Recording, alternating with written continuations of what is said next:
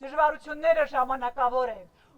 Հայ ռազմագերիների նկարներով եւ արդար դատավարության պահանջով ապրելու երկիր կուսակցության ներկայացուցիչները այլ գործիչների հետ Հայաստանի ՄԱԿ-ի գրասենյակի դիմաց էին։ Միջազգային կառույցներից պահանջում էին քայլեր ձեռնարկել Բաքվի բանտերում պահվող հայ գերիների ազատ արձակման ուղղությամբ։ Մասնավորապես ՄԱԿ-ի լիազորությունների շրջանակում տեր կանգնել իրենց իսկ ստանձնած պարտավորություններին եւ այցելել Բաքվի բանտում պահվող հայ ռազմագերիներին։ Նրանց առողջական վիճակի եւ բռնությունների վերաբերյալ հստակ գնահատական տալով եւ գործողություններ կիրառելով Ադրբեջանի նկատմամբ, ինչպես նաեւ ներկա գտնվեն կեղծ դատավարությանը։ Բաքվում ոչ թե հայ ռազմագերիների, այլև հայերի եւ Հայաստանի դեմ դատավարություն է հայտարարեցին ակցիայի մասնակիցները։ 10 օրից ավելի հացադուլարած Մանեթ Հանդիլյանը կոչ է անում միջազգային հանրությանը չդնել հավասարության նշան ու գործուն քայլեր անել։ Ասվեց, որ այո, միջազգային կառույցները արագ չեն գործում։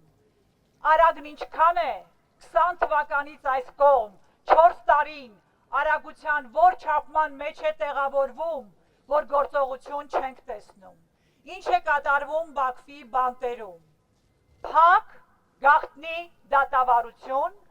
ապօրինի դատավարություն։ Արցախի մարդու իրավունքների պաշտպան Գեգամ Ստեփանյանի գնահատմամբ ողբերգական է, որ 21-րդ դարում աշխարհում խաղաղության եւ անվտանգության համար ստեղծված կառույցը չի կարողանում կամ չի անում անհրաժեշտ քայլեր, որոնք բխում են իրենց իսկ կանոնադրությունից։ Առնվազն մեր պարագայում մենք տեսնում ենք, որ այդ անգործությունը շատ ավելի ընդգծված է,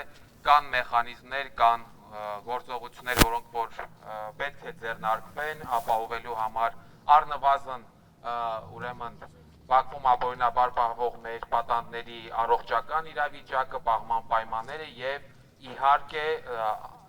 դերձ դնելու է դատական ֆարսին եւ անձանց հայրենադարձնելու իրենց հայրենի։ 16 հայերի, այդ թվում Արցախի նախկին ղեկավարության դատավարությունն ընթանում է Ադրբեջանում անկախ լրատվամիջոցների ու միջազգային կառույցների բացակայության պայմաններում։ Ադրբեջանը մտադիր է փակել միջազգային Կարմիր խաչի գրասենյակը, որը միջազգային միակ կառույցն է, որն այցելում է Բաքվում պահող 23 հայերին։ Երեկվա դատական նիստի ընթացքում ըստ ադրբեջանական պետական ազերթաչի հայ ռազմագերիներին հնչող հարցերի մեծ մասը Հայաստանի հետ կապերի մասին է եղել։ Ըստ ադրբեջանական աղբյուրների քննությունը հասել է 1988 թվականի Ղարաբաղյան շարժմանը, փորձել է նույնիսկ ովքեր են Երևանում մասնակցել միացում շարժման հանրահավաքներին։ Հարց են հնչել ընդհուպ Շուշիի հատուկ ռազմական գումարտակի հրամանատար Ժիրայր Սեֆիլյանի մասին։ Բաքվի փոխանցմամբ Արցախի նախկին նախագահ Արկադի Ղուկասյանը իբրև թե ասել է, որ Լեռնային Ղարաբաղի պետական բյուջեն ձևավորում էր Հայաստանը, իսկ Հայաստանի եւ Արցախի բնակիչները տեղաշարժի համար անցակետում չեն գրանցվել։